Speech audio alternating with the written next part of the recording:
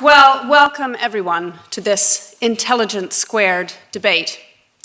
I'm really delighted to be taking part in this, not least because I have such mixed feelings on the subject. I am forever tweeting pictures of misplaced apostrophes and the like. And yet, I think language is a living thing, and clearly we are not all still talking or writing like Chaucer, or whomever, whatever. And yet such was my delight when, in an episode of Doctor Who, John Sim, as the Master, ordered, "Decimate them, destroy 1 in every 10. No one gets decimate right anymore. We have to count on aliens for that. Bravo. As to disinterested versus uninterested, well, I'm sure our panel will enlighten us as to their thoughts on the subject.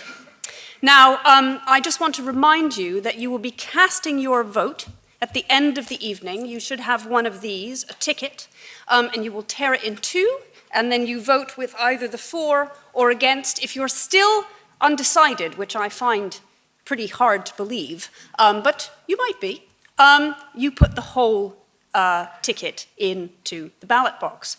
Now, I have a little question before we start. Just, we're all curious. Given the mix of Intelligence Squared audience, I wonder how many people, raise your hand if English is not your first language, if you are a non... So we have a generous sprinkling, 40, 50 people. So that would be very interesting to know what you think of our panelists and our debate. So I am going to start by introducing our first speaker, who is a BBC Radio 4 Today presenter. This is your cue to rise from your chair. They did tell me, actually. Yeah.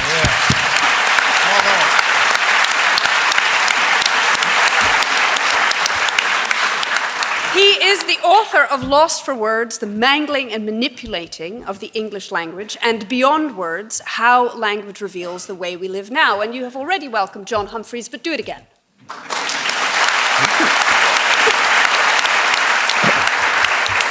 That second bit of applause doesn't come out of my allotted time, does it? No. That's all right. That's Now. Right, we're starting now. I want to start with a story, a short story about a young, very poor, unsophisticated black American kid from the Deep South who was very clever. And he won a scholarship to Harvard University. He went to Harvard. On his first day there, wandering around the campus, and he saw a couple of extremely sophisticated Harvard students standing, leaning against a wall nonchalantly with their cashmere sweaters and scarves and all the rest of it. And he approached them and said, "Hey, y'all, can you tell me where the library's at?" And they looked at him with disdain. And one of them said, "Old man, at Harvard, we tend not to end sentences with prepositions." So he looked back up at them and he said, "Can you tell me where the library's at, asshole?" Now, I tell that story, well, partly for the cheap laugh, but also, and mainly, because I want to show that those of us who support this motion are not necessarily pedants. Because what that young man did was brilliant. His English was magnificent. It was forthright, direct, entirely unambiguous. It was entertaining. It did everything that is required. He was communicating magnificently. But here's the point. You cannot communicate. He also knew how to do it in other ways, of course, because he was a clever kid. You can't communicate without a basic understanding of certain rules, and we like to call it grammar. It doesn't matter what you call it. Anybody here learned a second language? Lots of you, I dare say. Did you do it without having some understanding of the grammar of that? Of course you didn't. I left school at the age of 15, and I hated school. I was hopeless at it, thick as two short planks. But I did learn a little bit about grammar, enough to enable me to pen a sort of reasonable sentence, I think. Anyway, I applied for a job at the local paper at the age of 15, got it, and it's been downhill ever since. It worked for me. Shortly after I left school, the educationists I'd prefer to call them ideologues, decided that they would abolish the teaching of grammar in our schools because they said it was closing in students, it was locking them into this sort of dead white man's language structure, and there was absolutely no need for it. What we had to do was let their imaginations run free. We didn't want to constrict them with rules, which of course was exactly the opposite of what happens when you teach kids grammar. If you have grammar, it's a tool. It enables you to put sentences together. It enables you to communicate. Deprive them of that, they cannot communicate as well as they should.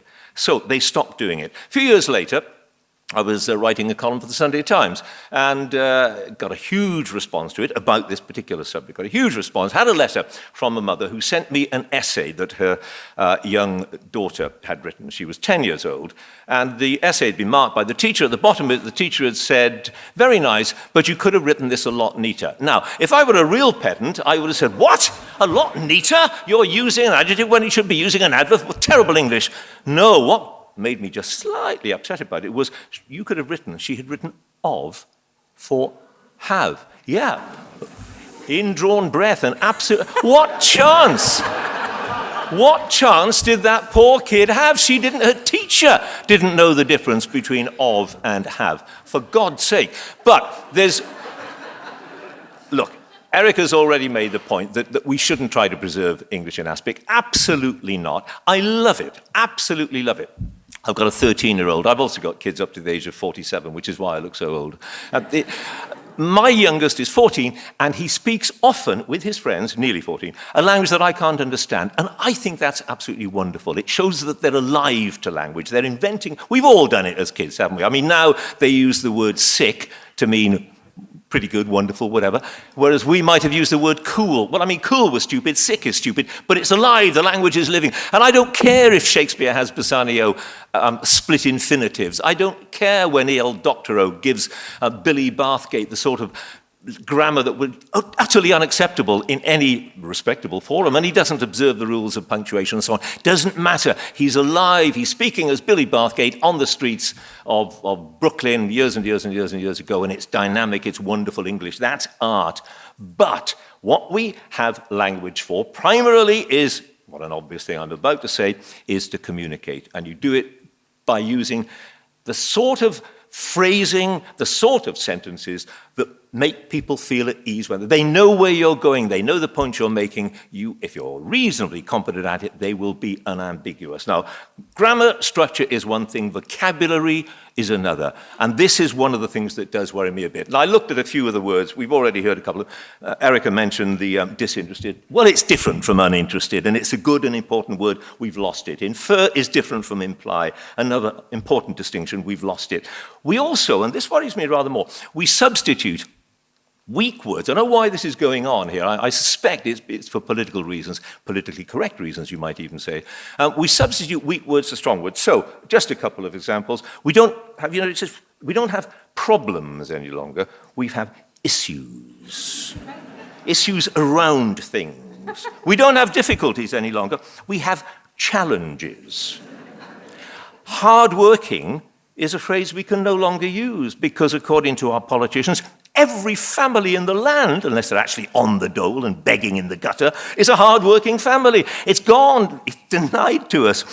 And I say politicians, and this is the point. Look, this is why, one of the reasons why we need language and we need it to be clear and unambiguous, because if we don't, it becomes meaningless when politicians employ the tricks that they do. We have to be aware of the tricks that they play. Politics, democracy, demands clear, unambiguous communication between us, the ruled, and them, the rulers. Orwell obviously knew a thing or two about this when he created Newspeak. He recognized that totalitarian regimes have to control what we think, and the best way to do that is to try to control the language. So for Newspeak, they removed all those words from the language that they did not want the population to use. Very effective. At least it might have been if it had worked. We don't know. Perhaps it'll be tried again. Actually, I say that. They are trying it in a way. Gordon Brown did a budget speech at a time when they were spending rather a lot of our money. They were at the height of the spending spree, and he delivered himself of a budget speech in which he used the word spending twice. He used the word investing 43 times. Now, do you think he was trying to deliver a message? Tony Blair made a magnificent speech. I was there in 2000, a party conference speech, in which he delivered himself, and I wrote the figure down because I got it from my old friend Simon Hoggart, sadly deceased. 163 of his sentences contained no verb. Now, you might say that doesn't matter very much, but actually it does, because I tell you, when you were in the hall and you were listening to it, you were thinking, great stuff, hope, boom, boom, achievement, boom, boom, boom, the future, not the past. What the hell does that mean, the future, not the past? Anyway, and then when you sat down and thought about it 10 minutes later, you realized he'd said bugger all.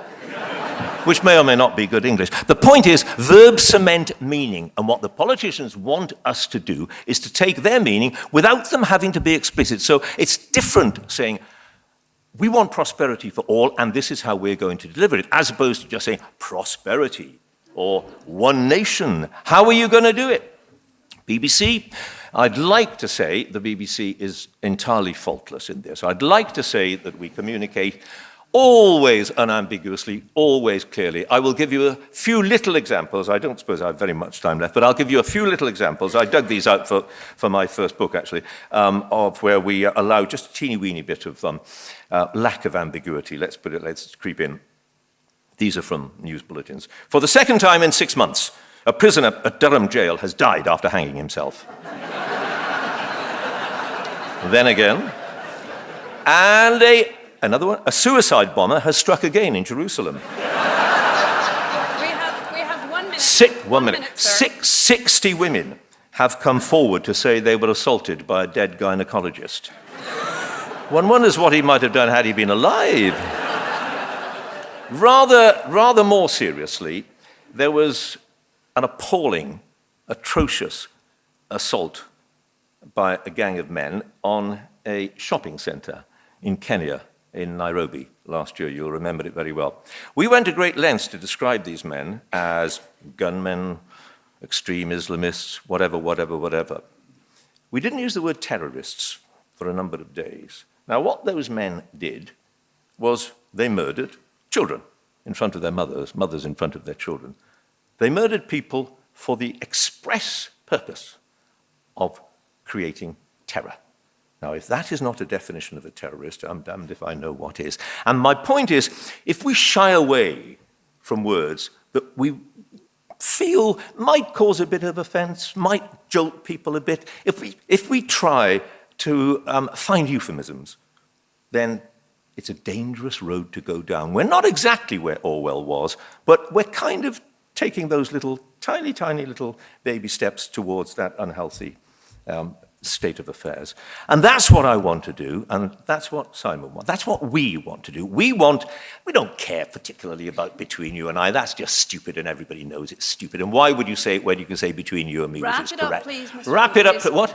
Oh, sorry? Hey, I want extra time now because she's just interrupted me.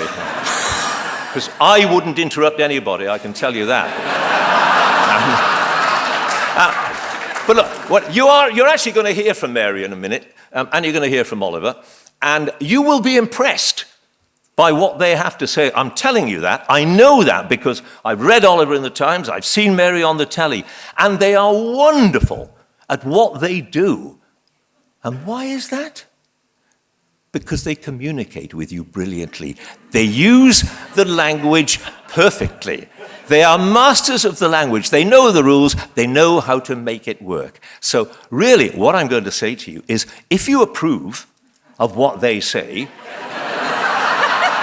you vote for us, obviously. And as an old former presenter of Radio 4 programs used to say at the end of every one of them, somewhat I accept pedantically, if you have been, thanks for listening. Well done.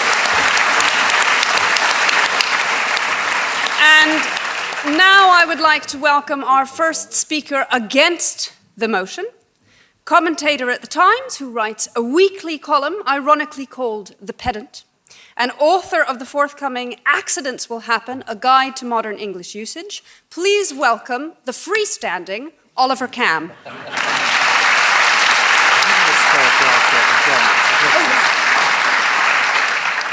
Thanks very much, Erica. Ladies and gentlemen, there is one thing that John and Simon and I have in common, despite our disagreements. I don't want to be personal, let alone ungracious about this, but we are not young. And this isn't an incidental detail, it is fundamental to this debate. In life, in George Eliot's magnificent construction, the middle-aged are a natural priesthood of those whom life has consecrated and disciplined to be a refuge to early stumblers. But in this field, in linguistic usage, it's not like that at all. People like us are querulous. We insist on certain essentially arbitrary designations and rules, and we get extremely cross when we see them flouted, or as some might say, flaunted. And this isn't really a debate about language at all. It isn't. It's a debate about an almost inconceivably minute subset of disputed usages. Things such as disinterested, imply and infer, the use of the apostrophe.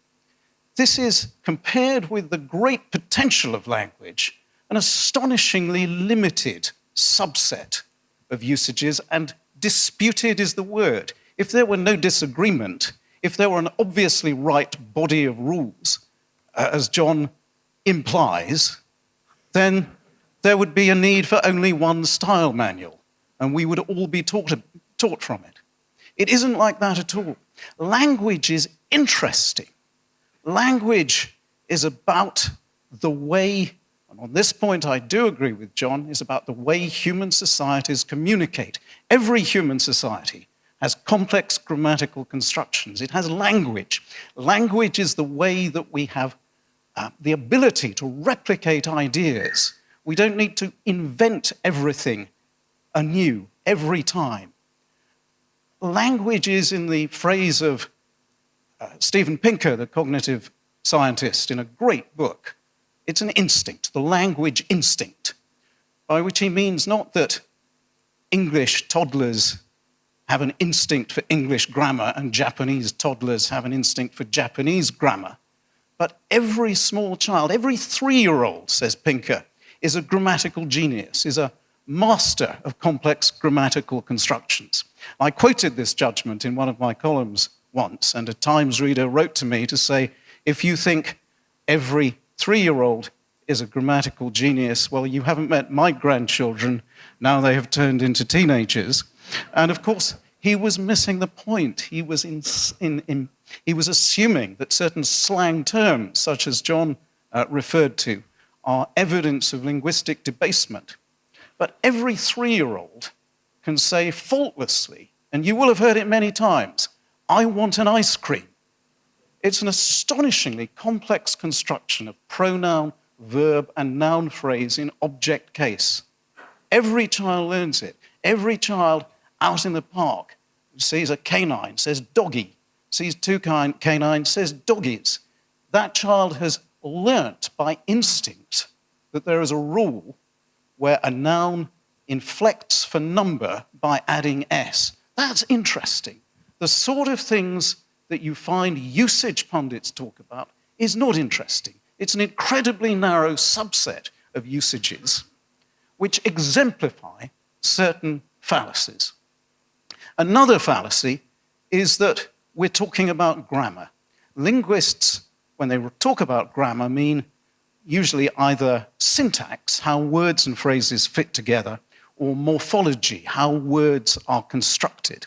The sort of things you read about in usage pundits' columns and style guides are not these things at all. They tend to be semantics, the meanings of words, whether disinterested means bored or whether it means impartial, or orthography, that is spelling and punctuation. The conventions of use of the apostrophe are not some inviolable rule of language. They were imported from French in the period of early modern English. The conventions of the use of the apostrophe, so that it's with an apostrophe is an elision and not a possessive, that's purely arbitrary. It came about because it's as an elision was already taken. In 18th century English, the greengrocer's apostrophe was absolutely standard. You'll find references to Handel's operas, opera apostrophe S. These are not, John, these are not rules of grammar. These are conventions of usage. Yes, we need conventions of usage, but they're nothing to do with logic.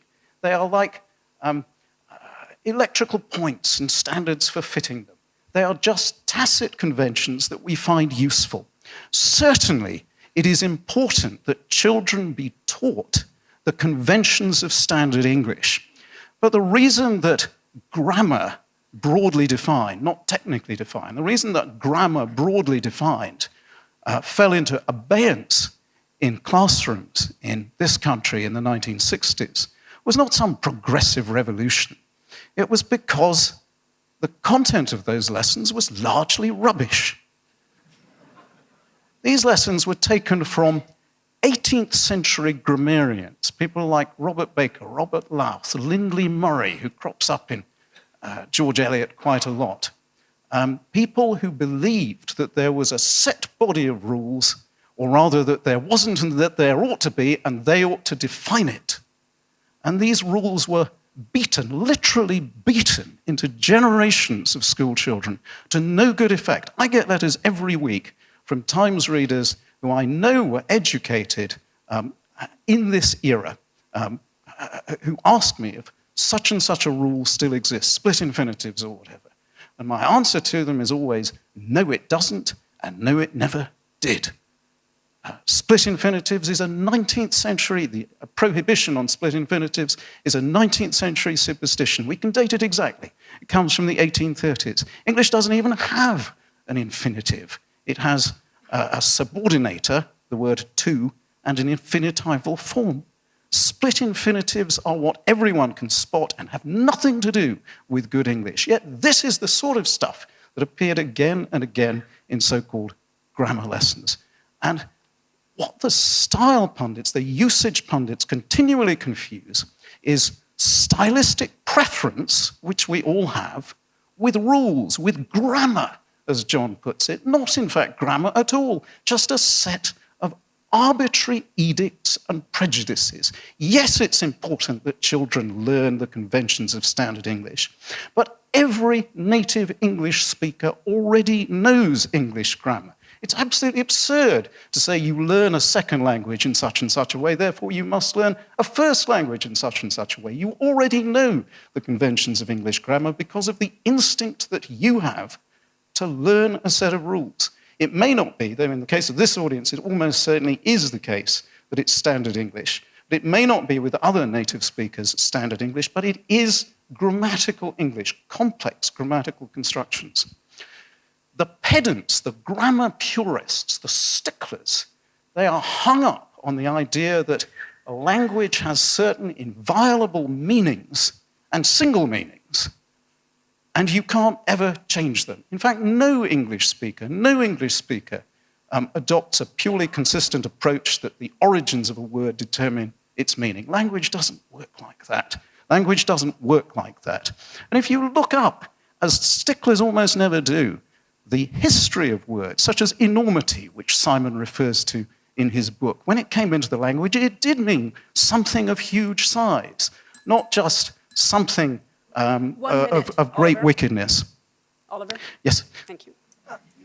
Just checking. The problem with the sticklers case, I think, comes down to this. The English-speaking world has hugely expanded over the past century. There are more non-native speakers than there are native speakers. British society has changed radically over the last century, over the last generation. In my view, almost entirely for the good. We are a freer, more tolerant, more polyglot nation and society. And if you look at what the sticklers insist upon, they want an Arcadia. They want a golden society that never existed. They believe that there is one form of language that needs to be taught. They don't tolerate ambiguity, as John was very clear about, yet ambiguity is shot through. The English language is shot through with ambiguity. It is not essential to communication that we be absolutely unambiguous, because English is a river. It flows through many tributaries, and the stickler's argument against is simply misguided and mistaken. It doesn't understand custom, and ladies and gentlemen, I've had enough of it.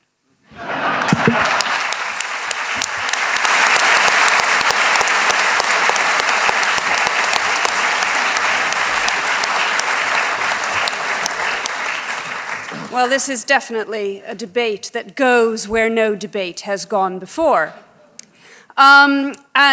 Boldly, indeed. And I'm now going to introduce our third speaker, who is for the motion, journalist on the Daily Mail, and author of Strictly English, The Correct Way to Write and Why It Matters.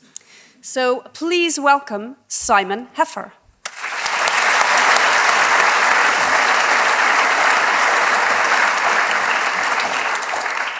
Thank you very much, Erica, ladies and gentlemen. In the book that Eric has just so kindly plugged, its sequel's coming out in May, by the way, so please order it now. I rail against many things, much I know to Oliver's distaste, but two of the things I rail against particularly are the use of cliché and the use of hyperbole. Obviously, whoever framed the motion this evening didn't read the book. I think the use of the nominative for an accusative was an attempt at humour, something I also warn against in the book.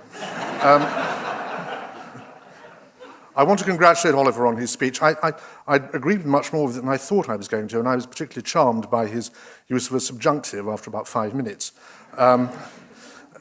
In both of the books that I've written about grammar, I have talked about the subjunctive and the importance of it as one of the precision tools that we can use in our language.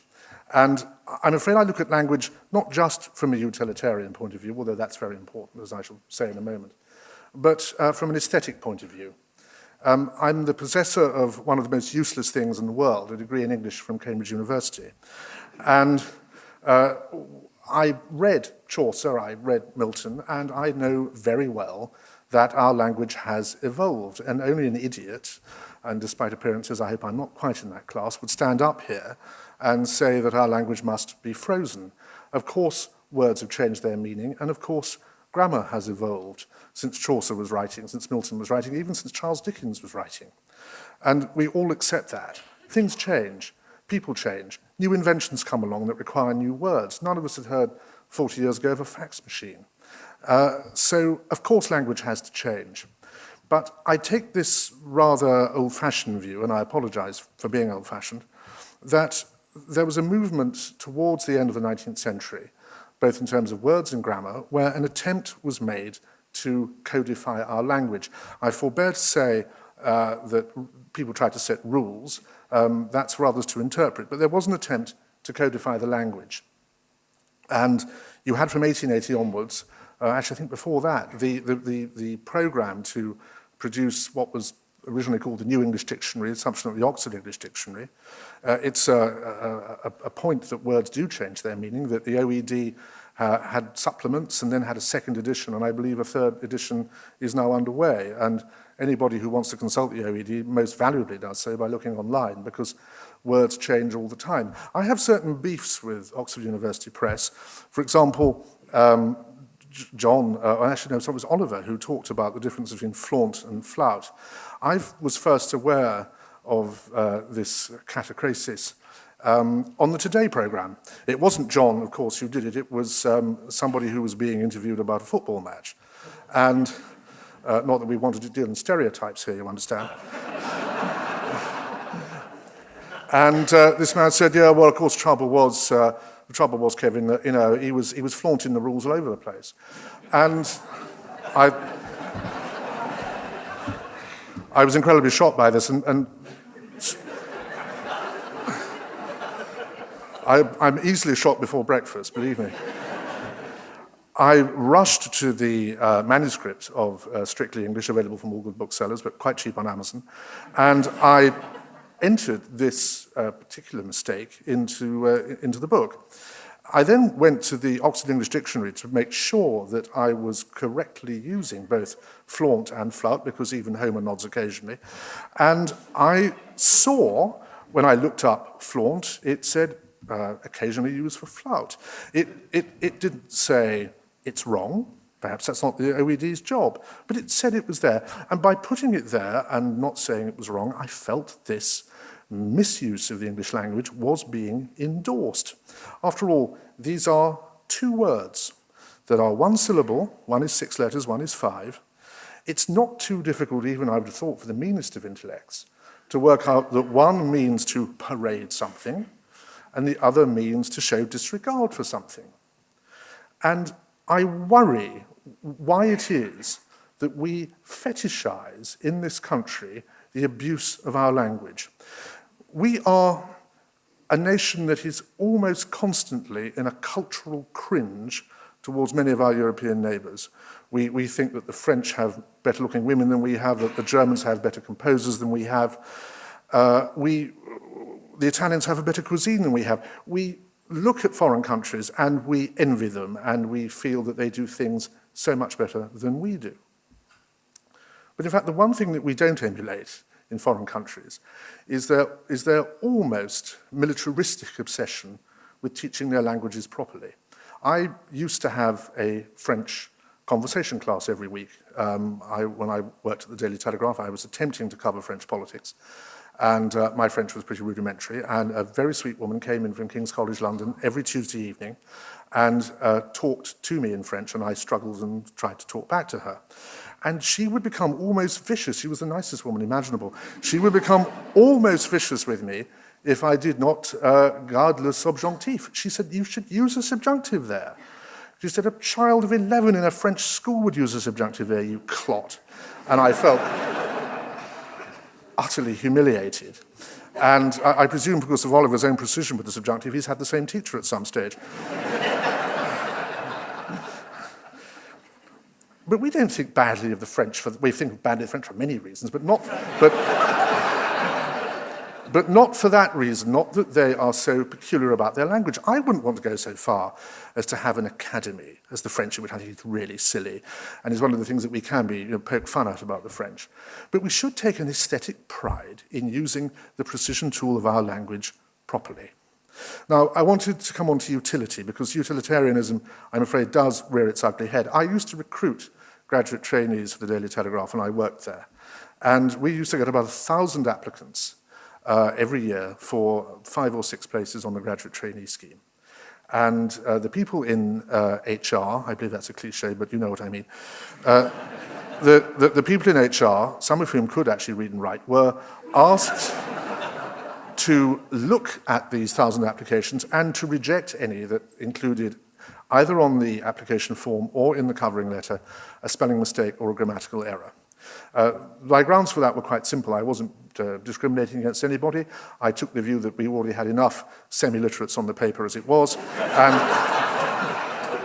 I didn't think it was a good idea to hire any more.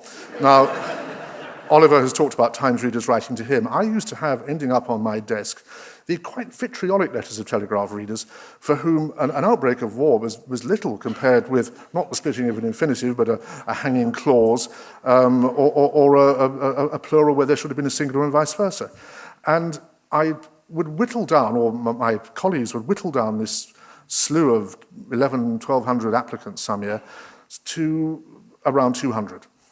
And these were all, we only advertise at what is known as the best universities. And at the best universities, they were supplying us with these people. When it came to the shortlisting, there was a boy who was a very, very bright boy indeed. He had a double first from Cambridge, which is more than I ever achieved. And so I instinctively deferred to him and respected him. And we made him come back with the other 11 people on the shortlist to do a spelling test. They were supplied with the 45 hardest words to spell in the English language. And the other 11 candidates got between 35 and 45, which I thought was commendable. You know, we can't all be perfect. This boy, with his double first, got, I think, 18 or 19, and I was rather shocked. I presumed he had used a spell check for his application. He's obviously had some native cunning. As one got into Cambridge in the first place. And I was distressed. And I was on a sabbatical at the time at my college at Cambridge. And the next day I said to the very brilliant Don who taught English, is it possible to get a double first in English at this supposedly great university without an ability to spell? And she said, well, of course it is. Now, that has changed in the 30 years since I was an undergraduate, because I'm pretty certain that I would have got a third-class degree or a special or something really grim like that if I had been unable to spell. I wasn't just being tested on my knowledge of Jane Austen or my ability to work out what Shakespeare's metaphors meant. I think I was being tested on an ability to communicate. And it was manifest to me that the debauchery of our education system in the last 30 years has stopped people from communicating. When I brought out Strictly English, I was attacked by various professional linguists who said, don't make up rules like that, whatever anybody says goes, it's all fine, it's a free-for-all. And I agree with John, young people are fully entitled to speak English as they wish and to communicate among themselves in whatever way they see possible. But when the moment comes when you actually apply for a job or apply for a place at a good university, and you don't get that place at the university or you don't get that job because you can't write English properly, it's all very well for a professor sitting, I don't mean Mary in this case because she wouldn't dream of being so ignorant, but I don't think it's very good for a professor who has made his way to the top to sit and say it's all very well for other people to speak English badly when he's got a job and he's got a security in his life. And young people are failing because many of us do still speak English. People buy books like mine and like Oliver's, and they buy them because they're interested in maintaining that precision tool.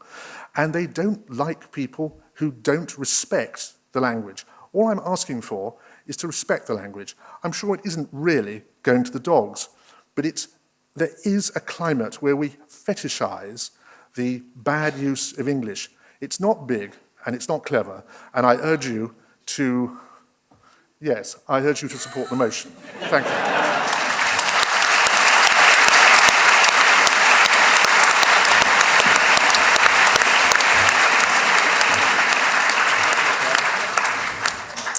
And now please welcome our final speaker against the motion, Professor of Classics at Cambridge University, television broadcaster and author of the widely read blog A Don's Life, in which she comments on worlds both ancient and modern, Professor Mary Beard.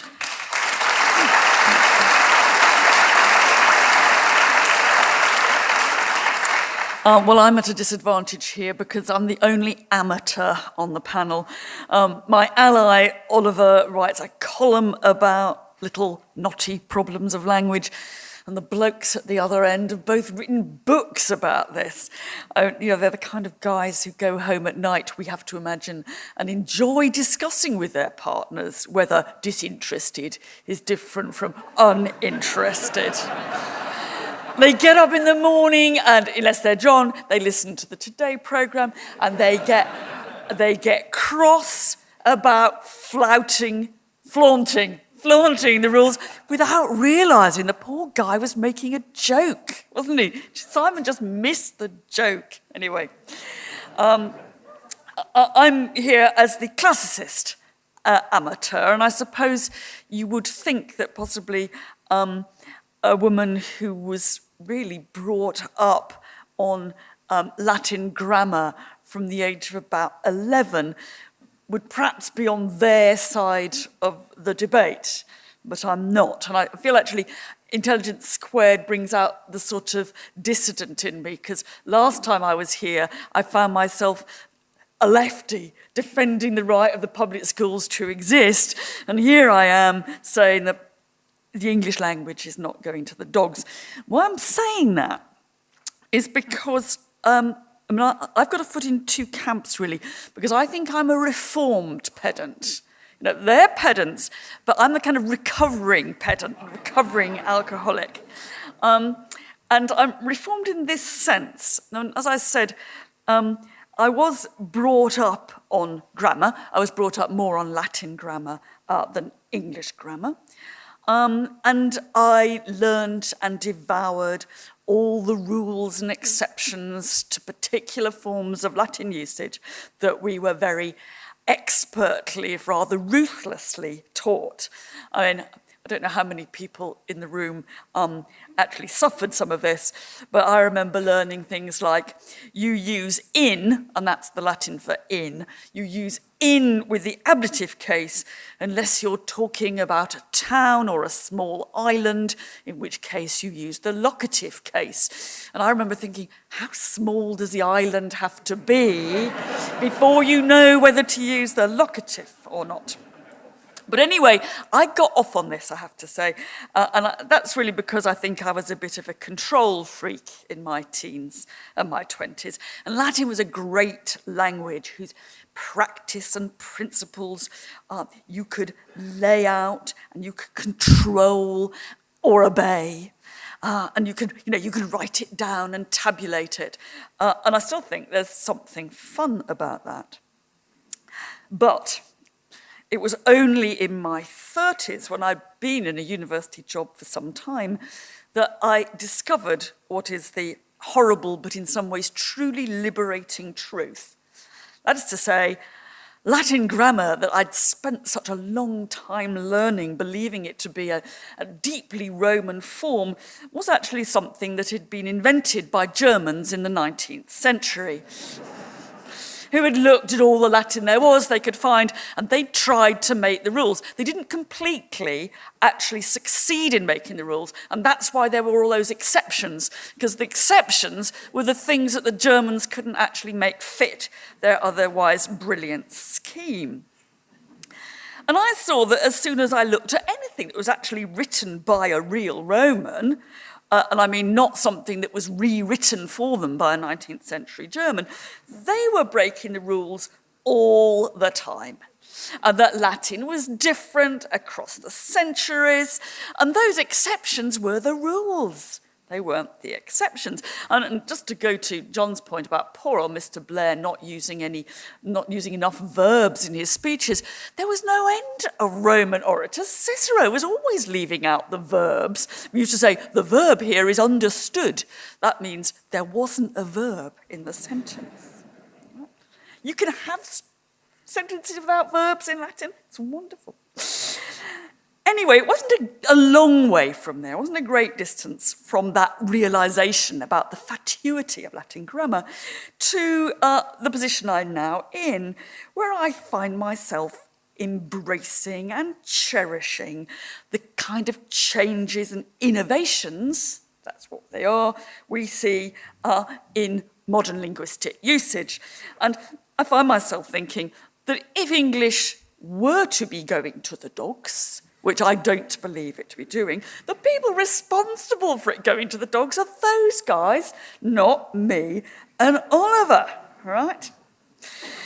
The ones who are kind of seem to me, whatever their disavowal about how they like kids saying I'm good and all the rest, actually seem to be bent on preserving distinctions in the language that are no longer particularly useful to us. They also, the other thing they do late at night, I think, they can never actually agree about the rules. So they have, even though they want to uphold the rules, they don't know what they are, because they'll go on for ages about, should you start a sentence with the word and they disagree about this. So I guess I have come to relish change and to relish difference and subversion and linguistic revelry. I'm pleased that we don't much have an accusative case in the English language now. I'm very glad that we don't go around talking about thou and thee. I find things like Finnegan's Wake are absolutely enriching, and I'm hugely delighted that words change their meaning, that we have new distinctions that we want to draw, and I think that's fun and interesting, and it has a historical depth to it. I remember the first time that I read Jane Austen, just to give you one example the other way around. I can't remember which one it was, but Mr. Somebody was in the drawing room with Miss Somebody, and it said they were making love in front of the fire. And I thought, blimey, making love in front. And eventually, after they'd done this several times, in public, I realised that it just meant flirt, right? Now, nobody's saying here that there are no rules to language and that anybody like me is throwing them away. There's no social activity in the world that doesn't have rules. I mean, none of you have come this evening in your bathing costumes. We have rules of costume, of demeanour and deportment and language. But actually, what rules enable us to do is to break them, to avow different ones, to debate what they should be, and actually to transcend the damn things. And it seems to me that the most authoritative and independent and enriching language users are those who know the rules. You don't start a job application, "Hi, mate," that wouldn't be, in Simon's terms, not a great idea. But they have a sufficient grip that they can overturn, subvert them, and make the language do new things. Because the bottom line is, this language is ours. It's not, it doesn't own us. We own it. And we want to use it to do new jobs. So, what I suppose I wondered is, where does it leave these two blokes on the other side? Now, at a certain point, I felt that John should have been on our side anyway. I didn't think he really belonged with Simon. Another way I look at them and I think, they're a wonderful example of what I'm trying not to say, but I'm going to, the traditional English grumpy old man, who've been around forever saying, "Oh, it's not the same." Now, there were Roman grumpy old men too, who said people aren't using in with the ablative properly, I guess. They've been around for centuries. But I think in that way, they're rather valuable to us. I mean, I like to have them there as an example of to keep us on our toes, but not necessarily to follow. They're a useful reminder of what you might do with the language if you were just that little bit well-meaning but misguided. And that's where I want to keep them. I think the key is to love them, cherish them, not to vote for them, let me say. That would be a very great mistake. Don't believe all that they say. When Heffer tells me in his book that collide comes from the Latin collidere, and you can only ever use it of two moving objects, therefore you can't collide into a tree, I tell you, he's just wrong, right? But collidere means bruise in Latin. Anyway, so long as they kind of keep us on our toes, I think that's fine. But don't let them spoil our fun. 1 minute. I'm going to finish even prompter than the blokes, of course.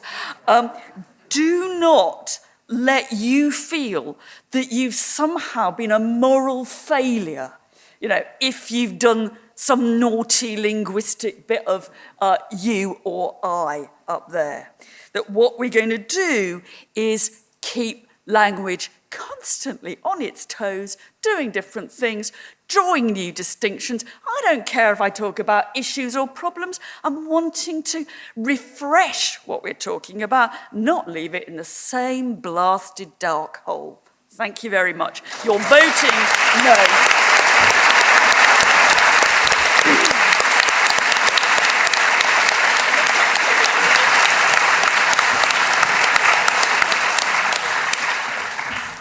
So the next stage of our debate will involve all of you. But before we throw things open to the floor, I will reveal the vote. Everybody voted as they came in. And so before the debate, we had for the motion a pretty resounding 53%, which doesn't entirely surprise me, I have to say. And against the motion, a respectable 27%, but with a crucial swing. 20% don't know. So I don't want any untorn ballots at the end of this when we take the votes. Again, make a decision. So now we have microphones, I think, going around, and what I'm going to do so we get the most kind of good conversation. And I'm going to collect 2 or 3 questions, and please keep your questions brief, and you can direct them to all of the panelists, to a panelist in particular. Let's have one at the front right here. And wait till you have the microphone to speak, please. Can you hear me? Yeah, I used to teach English to foreigners in London. I was preparing them for important exams and possibly jobs using English. They used to say sometimes, "But my landlady says you was. My landlady says I ain't got none." What, according to the panel, should I have replied?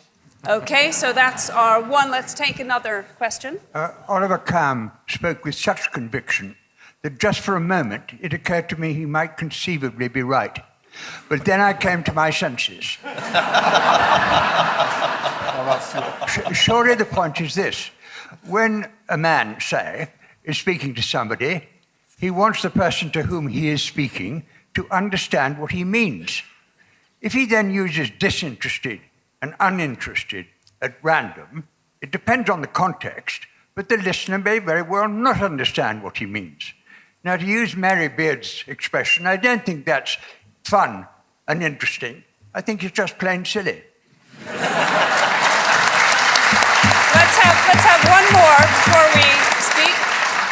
I'm tempted to vote in favour of the motion, which is that English has gone to the dogs, not least because of something that I heard on the Today programme this morning, which made me choke on my cornflakes, which was when Evan Davis, of all people, said that people who were relying on the savings interest for their income were screwed, which was a rather unusual word to hear at that time in the morning on Radio 4. So the language, if I'm going to make a decision in this debate, I would like to know from the panelists something to do with that little sign on the screen, which is a hashtag. What do the panelists think has been the effect of Twitter on the English language? Okay, so now we have, I would say, our 3, do we listen to our landladies? Is being a stickler about these things really just being silly? And what is Twitter doing to the English language? Are you looking at me? Why not? All right. Well, but I first have to make a very, very, very important point in relation to what Mary said. She accused me of being an English grumpy old man. Mary, I'm Welsh.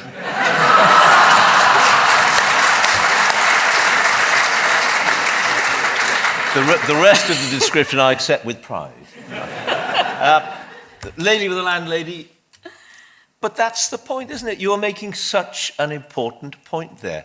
If she continues, if your students had continued to use that sort of usage, they would not, well, A, they wouldn't have passed any exams in the language, that's for sure, but they wouldn't have been able to communicate as clearly as they otherwise might have done. And that's it. That's what it's all about. And all the stuff that Mary's given her, she knows it's nonsense. You could see the way she was delivering it. She knows how to, and whereas Oliver was absolutely brilliant. I mean, I didn't understand half what he said, but that's not the point.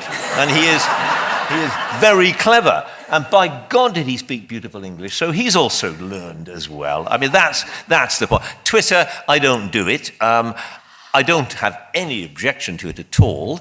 Does it enrich the language? Probably not.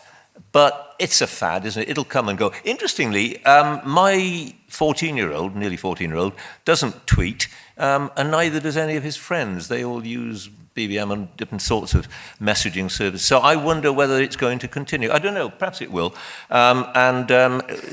Well, exactly. Exactly. What an important distinction that there is. Yeah, of course we can lose words. Of course we can. And nobody is going to suddenly wake up on Thursday morning and say, my God, that word we had doesn't exist any longer, so I can't possibly use it again. It doesn't work like that. But gradually, there is an accretion of these things. And the more words we lose, the poorer our language becomes. And what I want to do, that is a bit silly, of course it is. But what I want to do is to preserve and protect the wonderful language that we have and all this stuff about Latin. I mean, of course, Latin's all rubbish. But we have a beautiful, expressive language. beautiful in art, beautiful in every conceivable sense when it's used properly. And we know when it's being used properly, don't we? That's what it comes down to. And all I want to do is preserve it and protect it. Change it, of course, all the time, endlessly. It's dynamic. But let's hold on. Let's not... Cliche coming up. Sorry, Simon. Let's not chuck out the baby with the bathwater. Sorry. Oliver would like to add, I think. Yes. Let me deal with your point first, madam. You should say to the students that English has many dialects and many registers. You use different forms of English in different contexts. And if the foreign students whom you're talking to are applying for a job, for example, they need to master the register of standard English as it is written and as it is spoken. But that isn't, in inverted commas, proper English, which John has said several times now, using English properly. That's a particular form of English. It's standard English. And I referred earlier to the abolition, not as a conscious decision, but as a falling into disuse of instruction in grammar in schools around the 1960s. And it was a good thing because the content of those lessons was rubbish. But it was a bad thing that nothing replaced them until much more recently. And English language is taught well in schools now. Every August you get scares about declining standards of literacy. It's not true. There is a persistent problem with people, particularly in the labour market, who can't use language fluently, but that's nothing to do with declining standards of literacy. And you should say to the young people that you talk to who learn English as a foreign language, master the language in different registers, because you can use it in different ways, in different contexts. And I'll use the word situation, in different situations. Second question, referring to the distinction between disinterested and uninterested. You answered your own question, sir, when you said you can tell from the context. That's the thing that the sticklers never look at. How do I know when Simon Heffer uses the word wicked that he doesn't mean it as a term of approbation? I know. Well wicked. Well, wicked. Well wicked. I know from the context. And yes, the use of disinterested to mean bored is doubtless originally a misconception, but it exists. And we use the word interest in dual or indeed multiple senses. But we don't confuse it because we know from the context. And that's what the sticklers don't grasp. On the question of Twitter, Twitter and texting and other technological innovations, they're not debasing the language. Relax. People said exactly the same thing. They said exactly the same thing about the invention of the telegraph. Twitter is a way of communicating that I find fresh and vital, and sometimes a distinct improvement on the sort of prose that you might have found, let's say, in a Times leading article a century ago. We'll have some more questions, and then... Can I give you a little poem? Is that allowed? It's very short. Mary had a mobile. She tweeted day and night, but when it came to her exam, she'd forgotten how to write. I think Mary would like to add something. I must add something because Yes. I've been, slightly traduced to the other end, and I'm going to say this is using a bit of Ciceronian rhetoric. I am not going to ask Mr. Humphreys to comment on whether the Welsh language is going to the dogs, but I'm sure there's an interesting comparandum there. I think, can I just say about this disinterested and uninterested, see, that the question really is not whether we can put which words we're going to put in the zoo or put the preservation order on or make kind of endangered species that will be, specially mated in order to make sure they've got some, some suitable offspring. The question is, what are the distinctions we want to draw? What do we want to what are the distinctions and the differences that we want our language to help us point up? Now, if the case were that all we were doing was making cruder and cruder distinctions, then I might say, well, look, there might be a problem here with the language. But I don't think, as Oliver's saying, it's partly about context, it's partly about, we have different ways of representing the distinction that we once used to represent as disinterested and uninterested. It isn't that we've given up on that, we just do it differently. In some ways that's fine by me. I'm interested in the distinction and the arguments, not the actual words that go with them. That's where, with Twitter, I think Oliver's right about the language. I think the problem with Twitter is what it's doing to arguments, and that might be something different. But I don't think it's ruining the English language. Very good. And we have a question from the top. Yes. Speaking as someone who's married to an American and who's come this evening with a second American, I'd like to ask the panelists, do you agree that it's mostly the fault of the Yanks? Okay, Will, we're going to really hang on to that question because it obviously must be addressed. I'd like to challenge something Oliver said just now about teaching in schools and about rising the safety of standards. I've been an A-level and IB examiner, and a few years ago I was invited to write some material for Heinemann's, for A-level material. And I submitted stuff and I was told it was too difficult. And I said, well, this is what the standard I marked to with A-levels and IB. Are you telling me that A-level standards in this country are going down? And she said yes. Okay. And one more over here. I'd like to ask John Humphrey if he could share with us his understanding of the word impartial.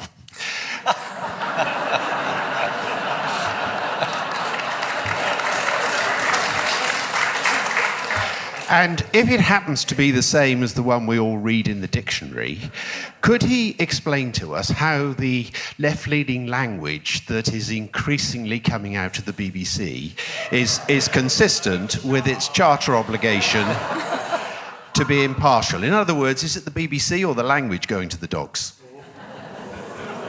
Well, we'll see where we get. Let's take one more question at the top. Yeah. I'd like to ask a question to the opposition, who I feel are maybe a little too idealistic. I'm an English teacher in an inner city school, and I can assure you that if you came into some of our lessons with our lower ability students, you would think that the English language was going to the dogs. And I suppose my point is that we need to be... It becomes very difficult when people, high-profile people in public life who speak very eloquently and very beautifully and very clearly, as you two both did in your speeches, then say that it actually doesn't matter how you use language, because I think that's too confusing for our students. We need to emphasise that there is a right and a correct way to speak and write, and once you've mastered that, then you can use language any way you like. But until you have, there is a correct way, and we all need to be clear on that.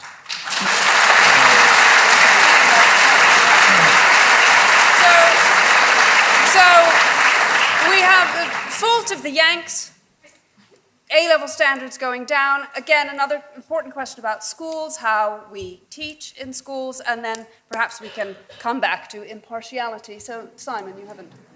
Well, I wouldn't dream of trespassing on John's territory, but he will give you a definition of what disinterested means in terms of the BBC when he speaks.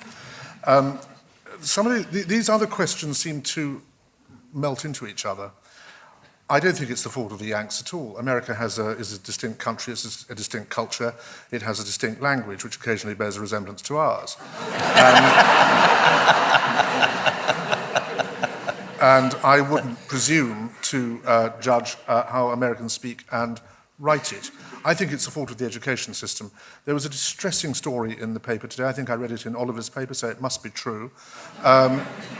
It said that people who have English as a second language have a much higher chance of getting a job straight from school, university, than people who have English as a first language. And it singled out the usual whipping boys, the white working class in our country, who are apparently neglected by the education system. And these people have been terribly betrayed. I remember John in August, about 10 years ago, on the Today programme, interviewing two examiners from the GCSE board and asking them what it took to get a pass in English and maths. I'm sure John remembers this interview. And the examiner in English admitted, under heavy questioning from John in a very disinterested way, that, without being able to spell or even write properly, you could pass English language GCSE. I went into a really good comprehensive school 3 years ago when my book was published and met some of the sixth formers there. The headmaster, who was a very fine man, who told me he wrote books for teachers who teach English in schools, assured me that spelling mistakes and grammatical errors were corrected right across the curriculum in his school because he knew how dangerous it was to let his pupils out at the age of 16 or 18 without a proper command of the English language. When I asked the sixth form what their experience was of their teachers correcting these things in biology or history or geography, they said none of them did. And the headmaster was there and put his head in his hands, and I don't know who got beaten up later, whether it was him or the teachers or the pupils. I think there are terrible problems in our school. We seem to be very reluctant to make people learn a language rigorously, as I said, in the way that the French or the Germans do. We need to be realistic and shape our young people for the world in which they're going to live, not the world in which we would like them to live. And unfortunately, we live in a world where the minute an Englishman or Englishwoman opens their mouths, there was a grammatical error for you, well, they are judged by what they say and how they've said it. And I wish it wasn't like that, but it is, and it will continue to be like that without any help from people like me or John Humphreys. And so we had better start saying to people, if you wish to be treated as an educated person, you have to become an educated person in terms of using the language. And that is something that schools, I think, are graphically failing our young people in at the moment. Oliver?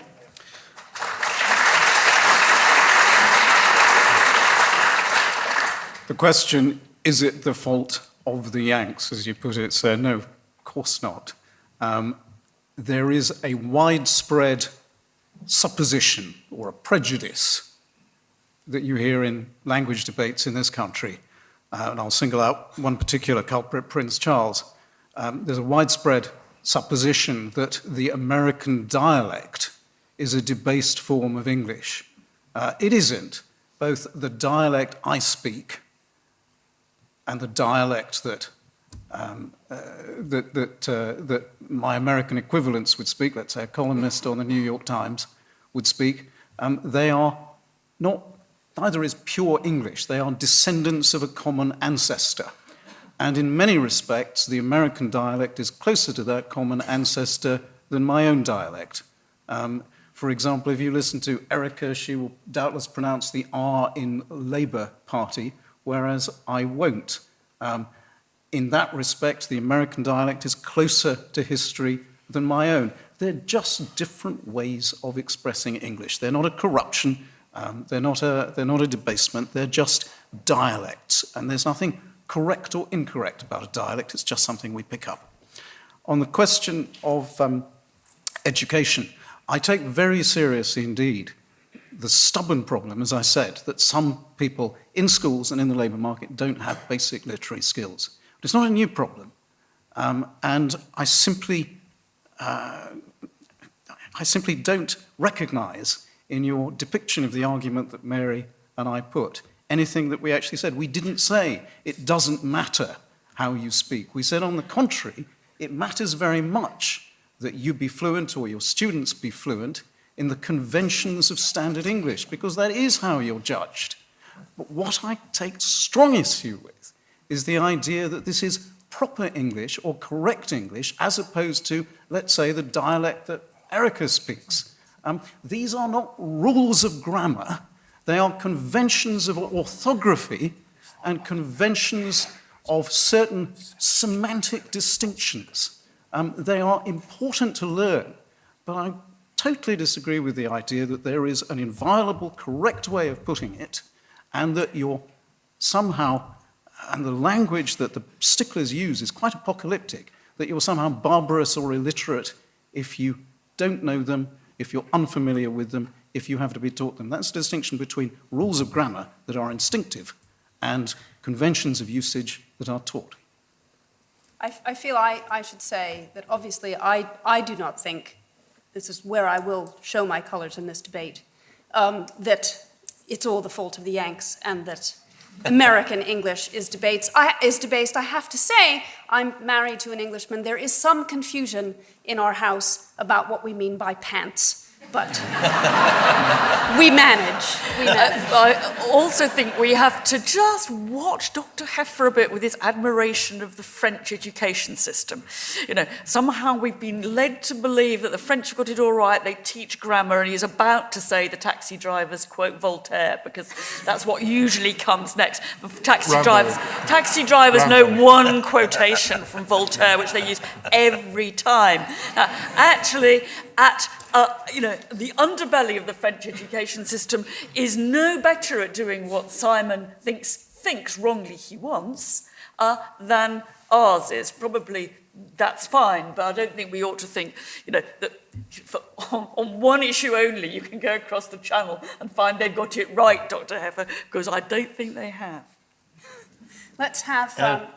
Yes, he did attack the BBC after all. Oh, yes, he did. So, he did. I mean, I don't have to speak. I can go. Incidentally, I do congratulate Oliver on that wonderful construction of straw men. If ever I want a straw man built in my garden to scare away the crows, I'm going to call on you, because we didn't say anything. Anyway, whatever. Let others judge that. Impartiality, I think the questioner knows precisely what it is. Of course he knows exactly what it is. It's what he's getting at is this notion that he is festering away in his mind that the BBC is partial. First of all, the BBC is not monolithic, so therefore it is not partial. There are those people who work for it who take one view. There are those people who work for it who take another view. But you made it rather more personal than that, and you asked me about my impartiality. All I can tell you, sir, is that I've been doing this job on the Today programme for 27 years, and I have been accused by all of them of being unfair to all of them. And I hope that continues, because, I mean, I know it's a rather crude and clumsy way of measuring impartiality, isn't it? But I reckon, if one moment you're being attacked by the Labour Party, by the Conservative Party rather, for poisoning the well of democratic debate, which is what a certain Jonathan Aitken, who subsequently went to jail, but we'll put that to one side, said about me, and praised by the Labour Party simultaneously for saving democracy on behalf of a grateful nation. And then when the Labour Party came to power, all of a sudden you find that actually, as they said in the left of the BBC, something must be done about the John Humphrys problem. I mean, that's the way. It's politics, for God's sake, and you should be old enough and ugly enough to know that. And I would, as for whether it's the fault of the BBC or not, and obviously you think it is the fault of the BBC, whatever the fault happens to be, all I would say, I'll be entirely serious here, I put aside what the Today programme does. Some people like it, some don't. The BBC is, I believe, immensely important to this country. I struggle to imagine this country without the BBC for all its many, many, many faults. I think it's a great civilizing institution, and I hope it survives.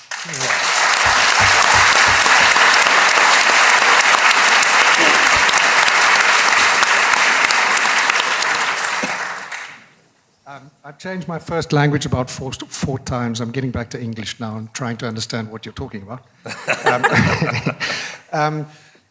Two words that come to my mind are that of context and communication, because I've worked in many foreign countries and one has to simplify one's language.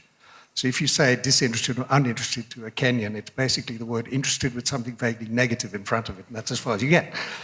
And I think that's important. If I'm talking to my landlady and I use very correct English, she'll probably think I'm posh and I won't be communicating anything much to her anyway. I think there is that point about, somebody up there was saying about learning the tools of the trade before you become a Picasso of language. But I do think we are in a situation where, partly because of internationalization, I'm at Warwick University, where at least half the students are foreign. Internationalization is one thing. Language becoming abstract is another. And I think young people in particular using simplified forms of communication like Twitter does pose a risk, because it means there are less and less people, less and less environments which are able to use English in a creative way and flexible, changing, adaptive way. Okay, next comment, right next to you, I think. a lot has been, the BBC is referred to quite a lot. What's curious in this whole conversation is that class and English haven't been raised once. And when one thinks of the BBC, one of the most important historical things they did was develop a thing called received and correct pronunciation, spelling, whatever. And when I was growing up, I grew up in Yorkshire, and, you know, looking at the English language is going to the dogs. I wouldn't find anybody in the street who wouldn't say the English language is going to dogs. there wouldn't be the... And I was told, Michael, if you want to get on in life, I don't think you should do it like that. You know? And so the relationship of language, which my grandparents were speaking Broad Yorkshire, and advancement in British society was codified by language. And it was important to realise that until the 1950s, working class voices weren't allowed on the BBC. That actors had to play the part of working class voices. That people like in movies, Dickie Attenborough and John Mills had to go down market to adopt language so they could be the engineer in the bottom of a... Sorry, I'm just going to wrap you up. So it's well, to I just want the to know, question of I'd class. like actually a comment, really, from the panel, because interestingly, the whole of this has been spoken in language which I speak, which is a kind of, obviously, a middle-class English language which I was taught. What do they feel is the role of class in the whole organisation of British language, which, after all, for many, many years, wasn't written down and was spoken regionally? Yeah. Do we have anyone? There's someone at the back. You have to, I think, come to the microphone here, I think. This one's for Simon, really. Because I feel I should defend professional linguists, because I've read a couple of the reviews of his book, which he said, they said that it was laissez-faire and you should just have, there are no rules at all. That wasn't at all what they were saying. Certainly Jeff Pullum, who was one of the professional linguists, and David Crystal, what they were saying was there are very, very clear rules of English, and you got them completely wrong. So I suppose the question is, did you read the reviews at all, or did you just decide that anyone who thinks that we should be describing the rules of language is a laissez-faire liberal do-gooder? Okay, so we have three. We have the issue of internationalism, a very interesting issue of class, which indeed we haven't discussed, and who gets to discuss and make the rules. Simon, do you want to start? I did read the reviews, and I thought they were wrong. Since you ask. And I think it's all very well for people like David Crystal and the other chap whose name I can't even remember, to go on talking about, and they did talk in those reviews about being unduly censorious. Let them try and get a job without speaking English properly.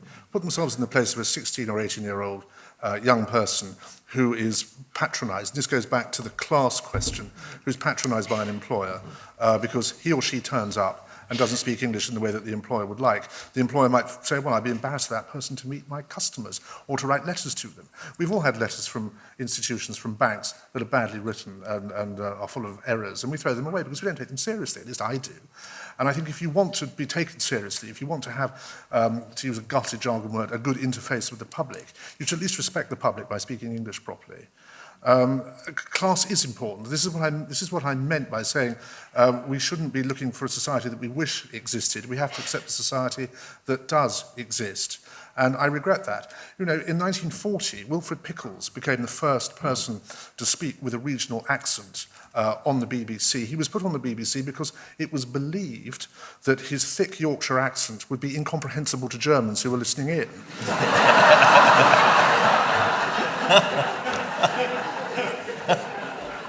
We have fortunately moved on from such a time, and I can't imagine anybody's going to criticise anyone these days for speaking English with a certain accent. However, it's the grammatical forms within what they are saying and the correct use of words will remain important, and in my view, so it should. Oliver?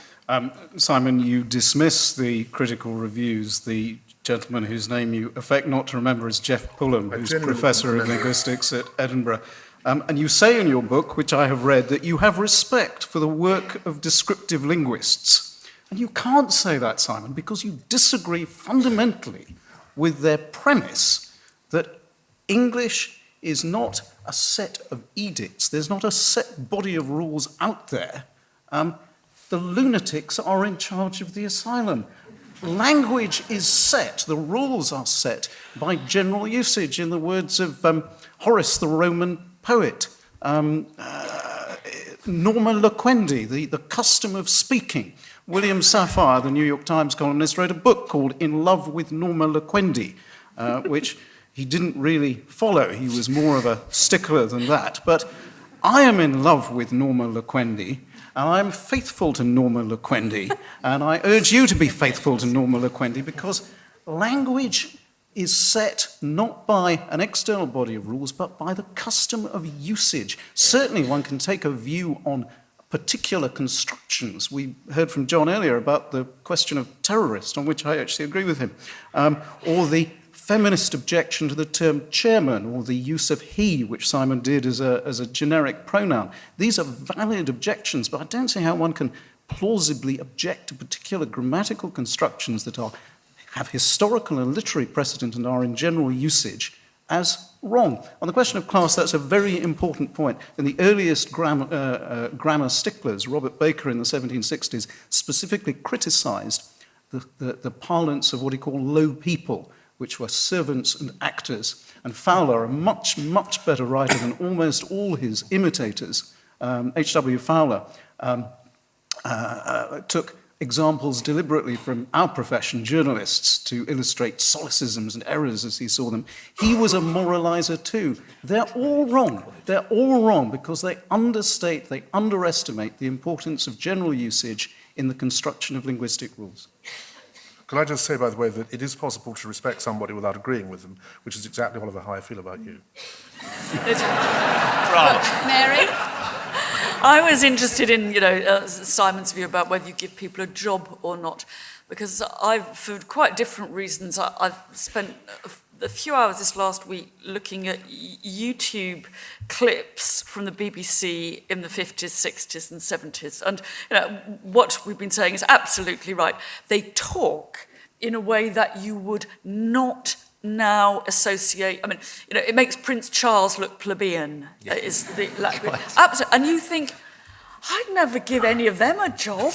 I mean, they sound like a complete load of barking toffs. But though, presumably, some of this was stuff the Tonight programme in the 1960s that I watched. And presumably I didn't sit there and think, God, what a load of barking toffs. I must have thought this was normal at that point. So the change is extremely quick. No, absolutely right. One of my many huge mistakes during my 51 years at the BBC was that about, 25 years ago, no more than that, 30 years ago, my then editor, I was reading the television news, took me aside one day and said, can you take a chap called John Cole through his paces in the studio to see if he's any good in front of a television camera, because he's the political editor of The Observer, and he wants to become the BBC's political editor. So I did. And we spent the afternoon, me and John in the studio, John and I in the studio, and I went back to my editor and I said, no way. I mean, can't understand a word he says, his Northern Irish accent. And mercifully, happily, they ignored me and gave John the job, and he became one of our greatest and best loved political editors. And what a colossal error. The fact, of course, he had a very thick, broad Northern Ireland accent. In fact, I tell this very quickly, we were at a party conference together once, and I had done a pre-recorded interview with him for the 9 o'clock news, which we had to edit down because it was too long. And he and I and the editor of the program sat there in the edit suite, playing the thing back to decide what we could cut out of it. And John said, and forgive me, I can't do the accent, but I'll try. He said, could you play it again? And I did. We played it again. He listened very carefully, constantly. He said, could you play it again? And we did, 3 times, and the clock was ticking away. It was coming to 9 o'clock. We were due on air in a few minutes. I said, John, what's the matter? And he said, just that bit there. I can't understand what I was saying. It did not justify my original condemnation of him, but there we are. But I tell you, I had to read. Mary is so right. When I joined, I come from a place called Splot in Cardiff, where you have to have a kind of coat hanger inserted in your mouth to speak proper. And I grew up talking like that. You know what I mean? A kid. That was how I talked. And then I joined the BBC, and they said we can't have you talking like that, can we? So what they did was they sent me to America, and I learned to talk properly there. Well, I think that comment actually reveals the gamut of how the English language is made. I think at this point, I'm afraid it's time. You're going to have to vote again, now remember you have your cards for and against. I urge you not to remain undecided. And as you do that, we will have our closing speeches in reverse order. So vote quietly, please. And welcome. We're just going to do it from our places. Okay, so Mary will you've start. just got time, if you're hesitating, to vote no. Mr. Humphreys has just said he agreed with me. I'm sure he means on most things, and I think we're really pretty close. So a no vote would go down well if you're wondering what to do. I think the reason for giving a no vote has to be, first, nobody, certainly not either Oliver or myself, is that right? Yes. Has ever suggested that language rules are for throwing away. There is no human social interaction that is not bound by rules. Language goes with that. They are important. What we're in a sense wanting you to embrace is ideas of change that some of us slightly more middle-aged guys occasionally feel anxious about. But we've talked about the use of language and vocabulary in particular. I just wanted to leave you with 2 examples of where in my lifetime I have seen vocabulary change in ways that might be decried, but are really important indicators of changing social values. One would be how you refer to people of colour, blacks or Negroes. I was brought up never to say black. That was extremely rude. You had to say Negro. Imagine going out and doing that. And the other, of course, is in relation to the gay movement and whether you can say homosexual, queer, gay. I was likewise taught never ever to say queer. And now I discover there is a whole intellectual discipline of queer studies. Now, those are not mad random changes done by people on their iPhones. Those are instances of language changing to help us say new things. Very good. Rest my case. Simon. John and I were told before we came in here that most of you would have voted by the time Mary finished, and so I wasn't entirely sure what use I or he or indeed Oliver can be, and I'm very much inclined to sit here for the next couple of minutes and say how much I wish I could take part in the Milton versus Shakespeare debate. In favour, of course, of Milton, who is our greatest poet. I wanted to say 2 things, really. When you're voting, those 2 or 3 of you who haven't yet voted, think about our young people and think about giving them the best possible chance to survive in a world that's incredibly unpleasant and very difficult, and one that I would not want to be a young person again now. It's a much more brutal and competitive life, leaving school, leaving university and getting into the real world than it ever was when we were younger. Thank you, baby boomers, for sorting that one out. And it's important to equip our young people with proper skills so that they can be taken seriously and respected.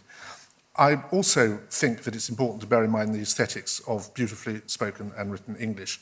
If you went to a concert, a symphony concert, to hear Schubert's Great C Major, and it was played in B-flat minor, you would wonder what on earth was going on.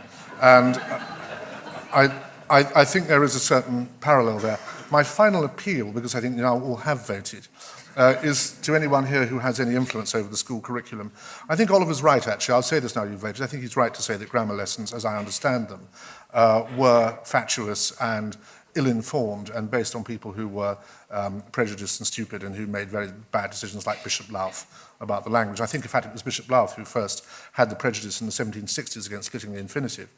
But what I would like to see is a compulsory teaching from a very early age of a foreign language, because I think there's no better way of making people, young people, children, learn grammar and learn what the meaning of words is and how words can be used precisely than by making them learn as early as possible a foreign language.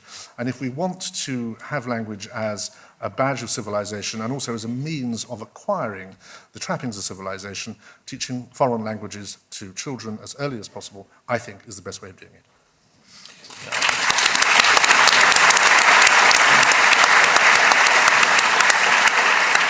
Oliver. Simon, I hate to sound pedantic, but I'm certain that Bishop Lafth had no prohibition against the split infinitive. I would date that bogus, fatuous, pointless rule that still people write to they write to the Times about. I would date that from the 1830s. Milton I admire too, and he referred to the serpent as the subtlest beast of all the field. Ladies and gentlemen, do you know how he spelt subtlest? He spelt it S-U-T-T-L-E-S-T. Everybody did then. It was some busybody pedant later on who decided that subtle needed to have some reference to the original Latin, so inserted a B. These things are purely accidental. There's not an obviously right way of spelling the word. There are conventions of orthography. There are conventions of usage. That's what Mary and I are arguing. Language is absolutely fascinating, and language has rules. Language has rules, and there is an instinct for learning a set of rules which is then applied. But we're not talking about that. We're talking about some impossibly narrow set of prejudices. Recall how often the word disinterested has been raised in this debate, and wonder why people get so upset about it. The very fact that it's mentioned so often shows that it isn't endangered. And if there's one language in the world that isn't at risk of perishing, it is the language that we are speaking. Gentlemen, get a grip.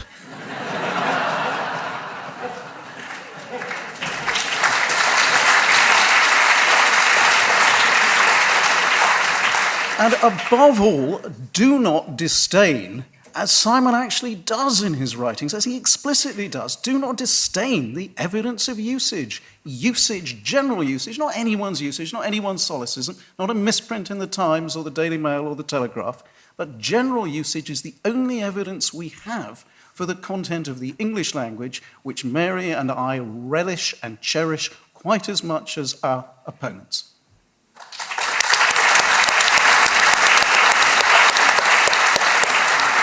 It's been a really bizarre debate, this, hasn't it? Because I knew that I'd be able to pray our opponents in aid, because I knew that they would be perfectly articulate and use wonderful language, which of course they've done. But they've also agreed with us on almost every single point. I've been making copious notes, as is my habit, and I can't find anything really with which I disagree. It's quite extraordinary. When I wrote my first book and the first reviews appeared on Amazon, I was accused it might have even been the very first one, of being a pedant. Actually, I wasn't accused of being a pedant. I was accused of being a pendant, which I thought, to this day, I'm not sure whether it was deliberate or not. And of course, he was exactly right. He was exactly right, because I do swing from side to side.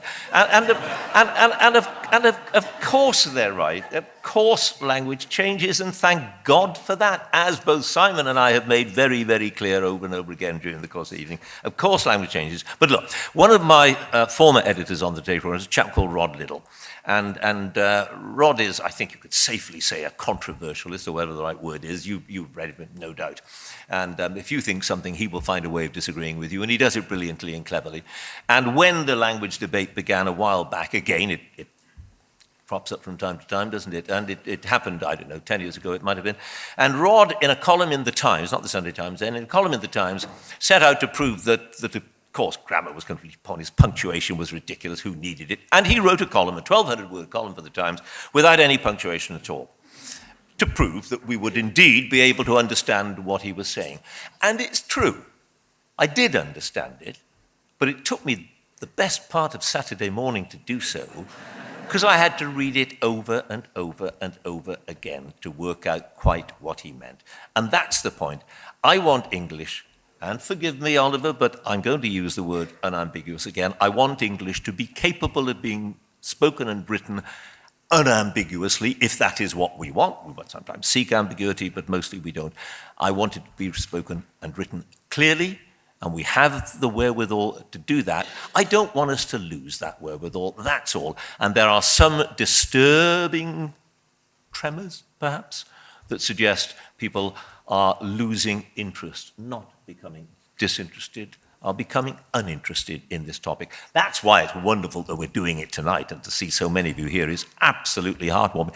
And knowing with absolute certainty that you're going to support the position that Simon and I have taken, I can't thank you enough. Thank you.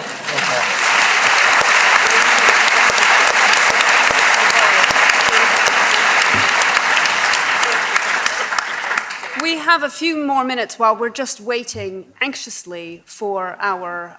can we take a couple more questions while we wait? Yeah, I think we have over on this side.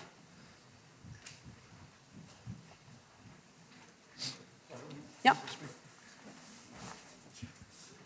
Has the BBC ever done a survey as to whether the public would prefer to receive received English as it is spoken rather than what I can't understand half of what is said now. I mean, you listen to poor Evan Davis. I mean, perhaps Oliver could go and give him some lessons because they don't complete their sentences. They speak too fast. So many people say this. I'm not alone. So and I've given up trying to listen to him at 7:30 in the morning when you're still half asleep. It's not possible. And we do get a lot of complaints about that, it's true. Over here at the front. But I think on your question, can I just answer that very quick point? We have done surveys about whether they prefer us, the audience would prefer us to go back to received pronunciation, and the answer is absolutely no. They like the regional accents that we have. And anyway, it would be preposterous, wouldn't it, to try to impose RP on all of us. All of us. I think at the back first and then at the front. So, John and Simon, is there any example of egregious abuse of the English language that you're forced to admit you rather are glad exists? And Oliver and Mary, are there any abuses of the English language that you really wish just had never been given life? And then we have one more question before we... Yeah, right here at the front. Right here. Oh, sorry, I didn't realize you had the microphone. Language is power, and to label people as speaking incorrectly does disempower them to some degree. I wonder to what extent you thought that labelling people as speaking incorrectly was an attempt by the establishment to continue to exclude people from legitimacy in some respect, because just because speaking correctly is seen as sort of is valid by the establishment. Okay, so validation by the establishment in imposing speaking correctly. We've addressed, I think, bringing back RP. Go ahead. Yep. Your question, madam, gives me a perfect opportunity for a gratuitous attack on one of Simon's heroes. In his book, which I've read minutely, Simon refers to one of his saints, he uses the word saints in the question of style, as Enoch Powell. Enoch Powell was a sophist and a crank on every issue. Leave aside, Simon says, whatever the occasional controversies of his politics, he was a splendid stylist, which is some euphemism. And I admire Simon for coining it. By toties rather than euphemism. The problem with Enoch Powell intellectually was that he wasn't a stylist. He was a furious pedant. He was a sophist. And I do think there is a great deal in what you say about delegitimizing forms of speech and reverting to a certain type of reasoning, never mind language, that has nothing to do with the sort of values that we should want to convey now. Can I just answer the question about the abuses of language? Because I think actually it's going back to my Twitter point, it's more the abuse of argument or the use of cliche, which I despise, and I think that doesn't separate either of us. So I think I would be very pleased if the Today programme, before ministers went on it, said, "I'm afraid we don't use the phrase hard-working families on this programme any longer." Oh, you try that. Or had an Erica little bell so that every time they said hard-working families, but that I think isn't about language so much as it's about the flaccidity of the arguments that these people are trying to make using language, and that's different. Are there any things that you are forced to admit?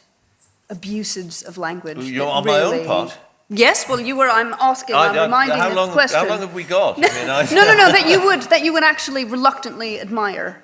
That I reluctantly admire? Yes, or use. Abuses of the English language? Yes, well, as you see it. It is. It's what kids do. I like their abuses. Is that the right word for what they do to the English language? If it is, I love it. I enjoy it. I find it entertaining. You think So it's sick? long as I know that they are also going to be able, when they need to speak a different kind of English, the kind of English that will enable them to do all those things that Simon was talking about. But of course, we had somebody on the other day who, a very, very, very strong regional accent. Some people struggled to hear it, to understand what she was saying. Some people complained afterwards.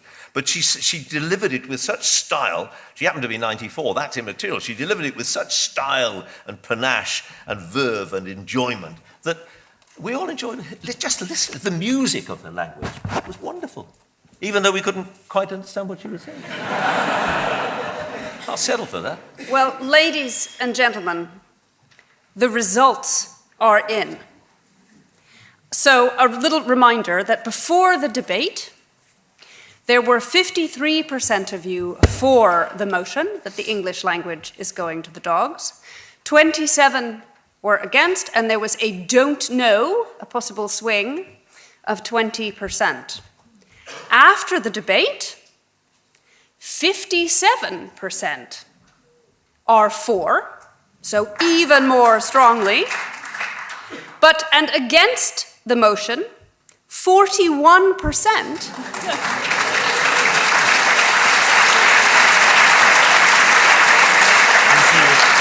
So the motion have won, but against have definitely won the swing. So well done to everyone. What was the vote, guys? 82. Yeah, 72.